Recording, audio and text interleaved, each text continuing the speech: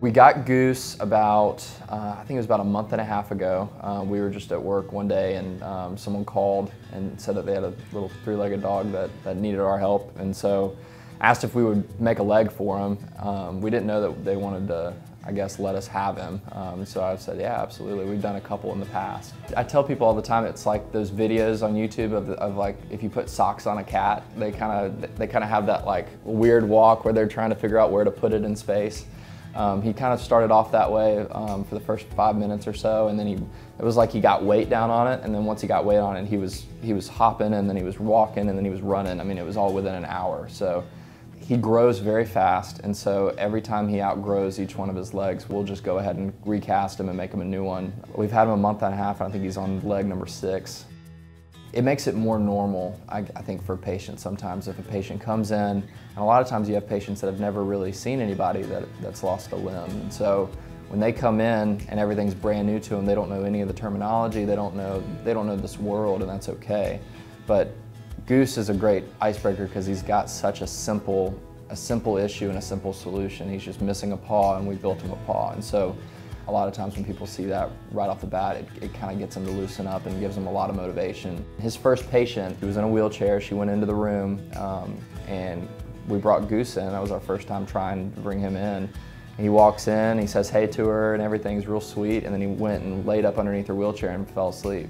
From then on, she was so comfortable. I have several kids with autism. I was casting his leg, and the first one was kind of a hassle. He didn't love it. He was fighting me on it, and then I said, hold on a second. So I went and got Goose and brought him in, and Goose laid down next to him on the bed, and I told him, I was like, I casted him 2 days ago. We did the same thing with him. He was like, okay. And so we cast his leg. He just relaxed. We've got a lot of patients that'll walk these parallel bars, and Goose will walk on the outside of them next to him, you know, while they're learning how to walk.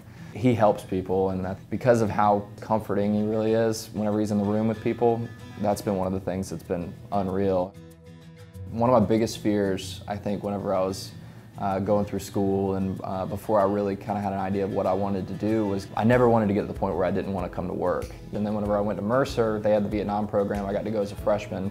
In Vietnam, it's cool because they give you just like the bare necessity to do whatever it is that you need to do. And so Dr. Vo trained us all how to do it the right way. And so, but you've just got all these tools out there, and being able to work with your hands and kind of figure it out as you go. And sometimes you've got these guys that'll come in that haven't walked in 40 years that'll do just about anything to try to figure out how to walk. And some people that are coming in that are coming right off their farm, that are all working with their hands and up gathering or working in the fields for their families. And so when they come in and you're able to get them up standing and walking, and they're able to go back to work and do those things, it's unbelievable. We did research the whole time I was at Mercer doing things like this. So we were working on the arm, we were working on the feet. We did all kinds of stuff while I was in school that you just don't get access to other places.